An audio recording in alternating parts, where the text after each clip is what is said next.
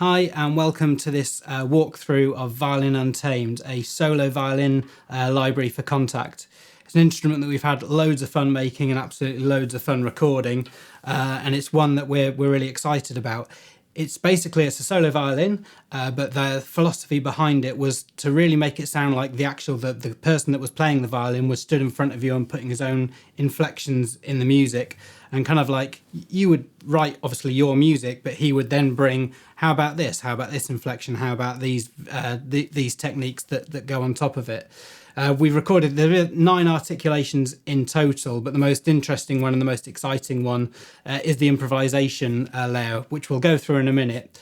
The library itself was recorded in the Nave, which is one of the north of England's best recording studios. It's an old converted church and it sounds absolutely phenomenal.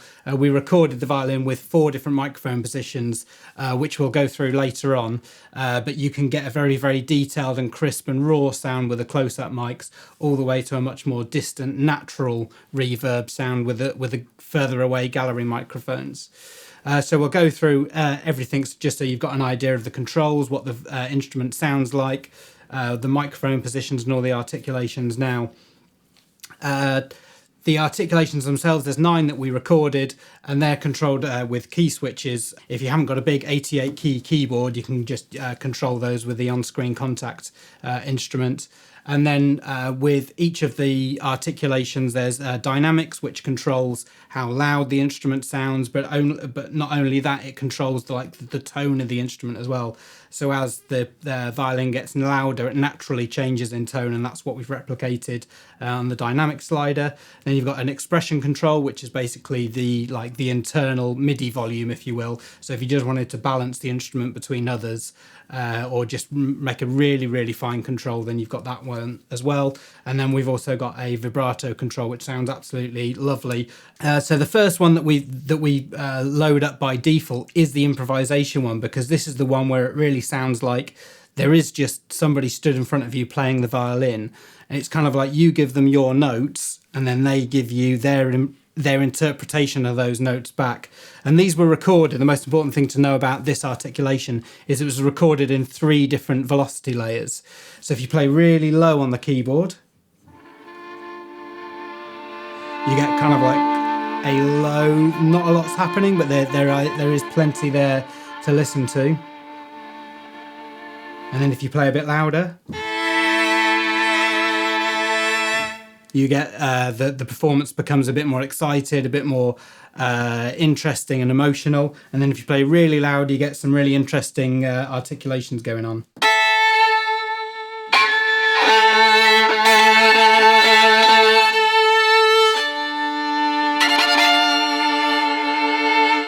So as you can hear, there's some really wild stuff going on there, that if your scene needs something really emotional and really kind of chaotic and wild, there is some quite interesting stuff going on up there. But the most useful velocity layers are just the first 2. They're quite long notes that we recorded. When we asked Henry to record these notes, we just said just riff on the note, just play every single note across the violin range, and just play what you feel is right. You didn't give him too much direction other than just improvise. So you can just leave a note playing for quite a long time if you just need something quite simple to start over the top of a scene. You could just leave that playing for quite a long time and just build something up quite slowly.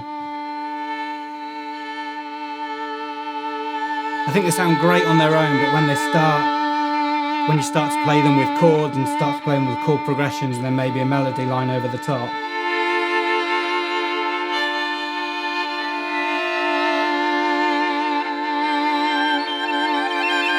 it really starts to sound like there's 2 or 3 or 4 players, however many notes you got held down, each kind of doing their own thing, each playing together, but each kind of like with their own journey. So it's really exciting. It's just like there's hundreds of combinations, and every single time I play this articulation, I get surprised, and it really gives you something back. So if you're not quite sure how to start a theme, but the violin sound is the one that you want to start with, then this really does start to bring something to your playing.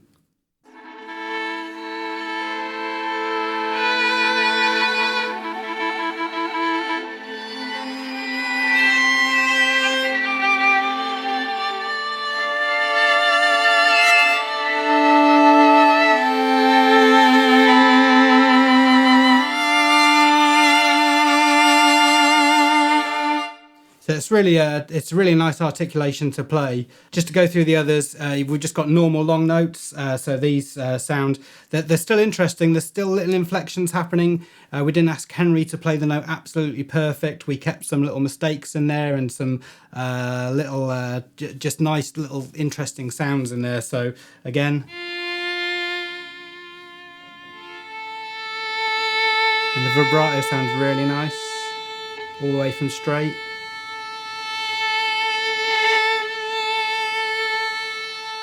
Full-on vibrato, and again this sounds quite nice when you play chords as well.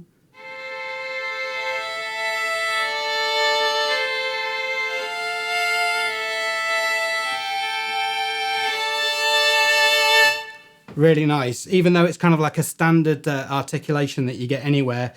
We love that there's all the kind of like just variations in the playing. Not every note sounds the same, so that's great. The next one is Flautando, which is this is one of my favourites on the whole instrument. It sounds absolutely beautiful.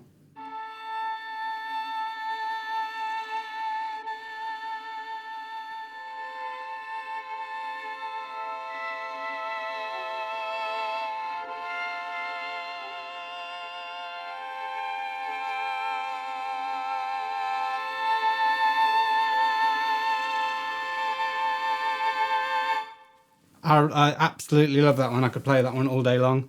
The next one we've got is Sol Pomp, which is the opposite way. So playing right on the bridge of the violin. This one's quite harsh. So if you wanted to kind of replicate the start of The Dark Knight, it's kind of really quite grating after a while. It's really, really interesting, and there's a lot going on there as you get louder.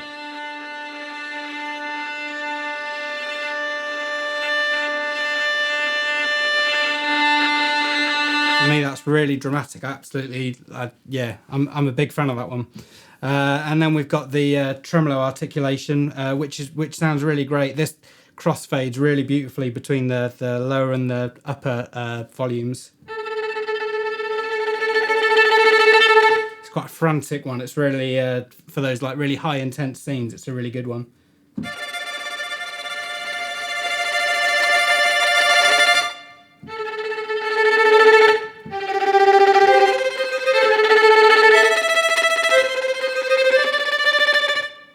So really nice tremolo for me. The next one is circular bowing. This is much more of a texture for me. In some of the demo tracks that we've got, you can hear that as just like an underlying, just kind of ever moving one. And when we recorded it, we recorded the lower velocities, or the lower volumes in it as you crossfade, a bit slower and a bit kind of like less frantic, and then as you move the mod wheel up, it kind of gets a bit more, it gets louder, but then it also just gets a bit more exciting as well. So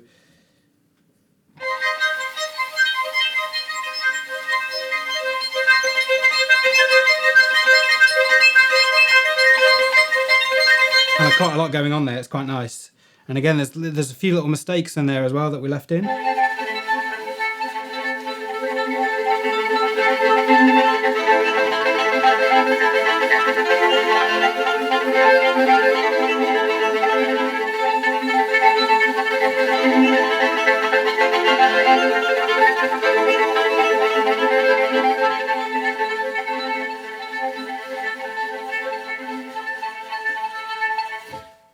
Really nice. With the close-up and the spot mics that we've got held on there, you can really hear just the bow and the bridge and everything. It's really, really nice. The next one we've got is false harmonics. You'll see on the Kontakt keyboard where you can play these. These sound lovely. Really nice when you start adding vibrato to them.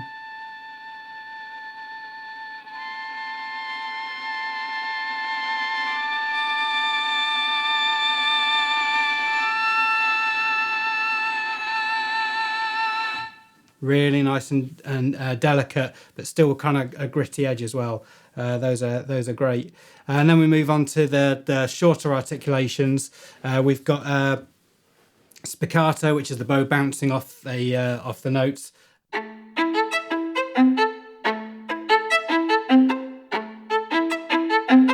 And as you start to play louder on the keyboard, it really starts to dig in. It's really nice. It kind of...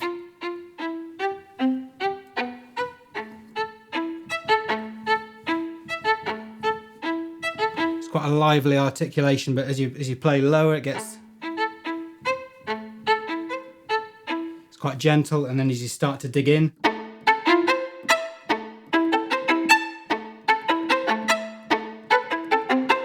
Really nice.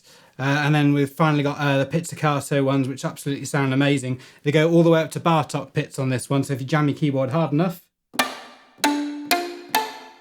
you get the nice snap that comes off the bow, but again, really gently.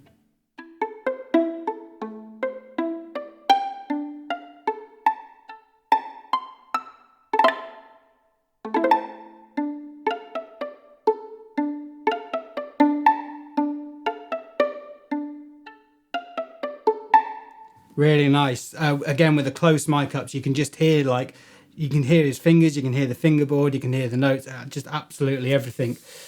So yeah, really pleased with the pizzicato one. So let's go on to the microphone positions. As we're on pizzicato already, we'll leave it on that one because that will show off the room to the best and give you a much more clearer idea of actually what those microphones sound like. We'll just bypass the reverb for now, so you really just truly get the microphone signal only. Just as a default, that when you load up the instrument, the spot and the close mics are turned on, and then the room and the gallery microphones are turned off, just to conserve some RAM and save you some power, basically. If you need to turn them on, just turn them on beneath there and you'll see them loading into the memory. But if you don't want them and you need to just conserve if you're working remotely on a laptop or something, then I'd just turn them off.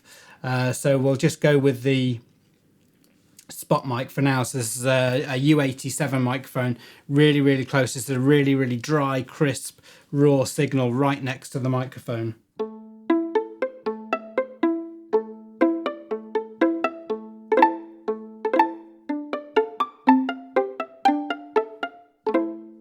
So that's really nice. It's just like dry as anything. It's a mono microphone, very close up, very detailed, really nice.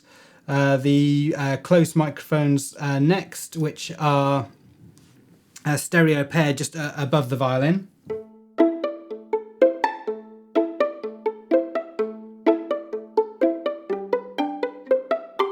So you can start to hear the room there. That gives a bit more liveliness to it because of the stereo pair. The spot on the close mic'd for me is my favourite. And then we go on to the room mics, which is a pair of Coles 4038s. Quite a few feet back and quite wide perspective.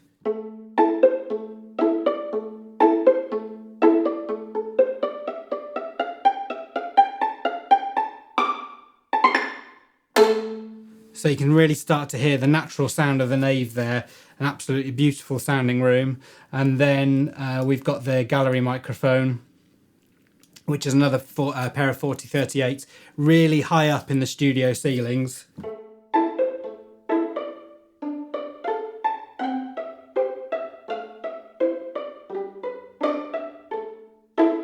So you can hear the room just absolutely alive there. There's no reverb on that at all. That is purely the sound of the signal.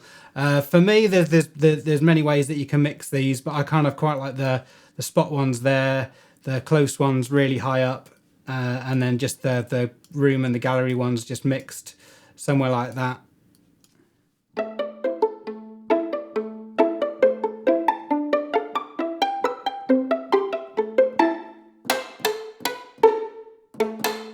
Really nice.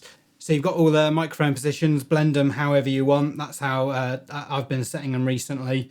But then we've also got a standard hall reverb as well, which I think sounds quite nice. It blends quite quickly, even if you've got quite a dry mix happening, or if you've got something a bit bigger and a bit wetter, then you can use that control however you want and not have to dive into plugins. It just sounds good out of the box.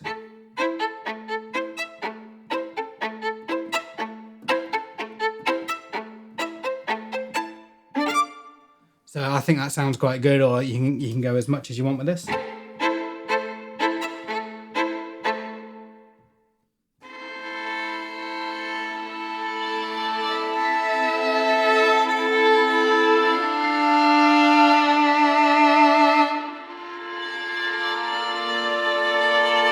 It's a lovely sounding reverb, but if you want to bypass it and put in your own plugin so everything blends perfectly together, then you can. So some of the other controls we've got are our standard EQ controls. I quite like at the moment an EQ control that you don't look at, and it's back to the old school of just turning an EQ knob on a desk and just hearing what it sounds like, rather than kind of like looking at a spectral analyzer and just kind of like, you know, you've got a curve and you've got multiple points. I'm quite a big fan now of just turning a knob and like, does it sound better or does it sound worse? So these controls, they're quite broad spectrum, and they add quite a lot of sound or take quite a lot of sound away, but you can shape it quite easily.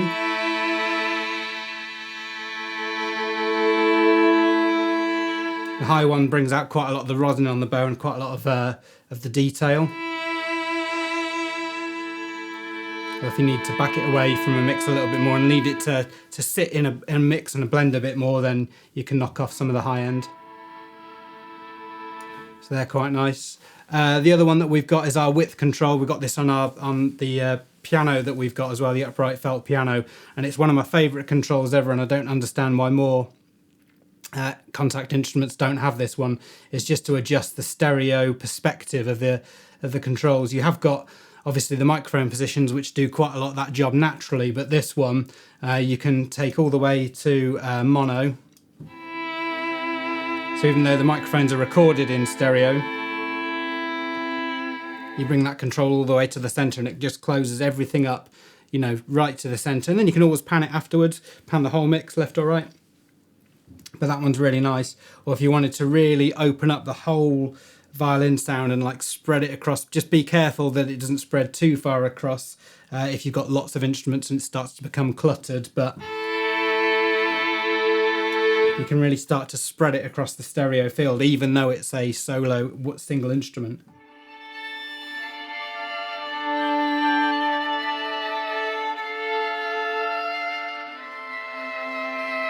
So that's really nice.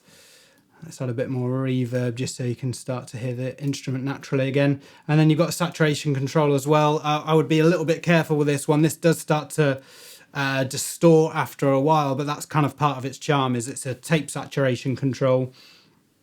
And it just starts to add a bit of grit and a bit of dirt to the instrument, but just go careful with it. Like the EQ controls, you can do quite a lot of good or quite a lot of damage depending on your ears more than anything. So it starts to just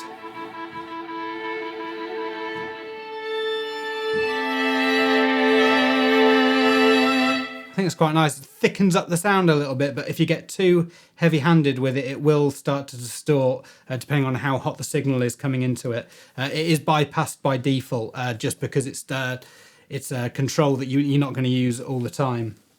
So that's taking you through all of the controls. We've gone through all the articulations, the microphone mixer, the performance controls that we've got, and then also the EQ and sound controls.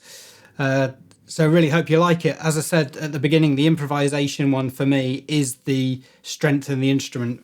When we were recording that, when we were even talking about it before we started recording, we weren't sure whether it was going to work or not. And when we were sat there in the control room recording it, we were getting really, really excited, but also nervous that it was never going to work, that we couldn't bring the performance that we were hearing out of Henry to life on a keyboard. But for me it's absolutely worked. And if you just want to play one note for, you know, a really long length of time just at the beginning of a scene, just to make something really interesting happen over a simple composition, it's absolutely brilliant. But also if you just wanted to play quite a complex chord progression or even just solo melody line, then it also works amazing as well. It just sounds like there's a person in front of you playing the violin, putting their own style into your notes and into your composition. So I'm so pleased that it sounds as good as it can do. It just gives you a real sense of inspiration when you're playing it. And if you're not sure what to do and you just open it up and then you just start playing around and finding different notes and different chord structures, it's just brilliant. I'm so pleased it's worked out. So that's it. Hopefully you like what we've done with it. and it really works. We'd love to hear your own compositions and your own music and what you do with this. It'd be really interesting if you can email us or send us a DM on Instagram or something about what you've done with it. So I'd absolutely love to hear how this sounds out in the real world. If you think there's any improvements that we can make as well, if there's things that you want to see differently or changed or anything like that, let us know as well. We're open to suggestion about how we can make our instruments better in future updates and future instruments. So if there's something that's not quite right for you or something that you think we could have done differently or better, then absolutely let us know, and we'll put it on our giant whiteboard in the office, and we'll see what we can do. So that's it. That's Violin Untamed. We really hope you like it. And really hope you enjoy using it in your own compositions. And we'll see you on the next one.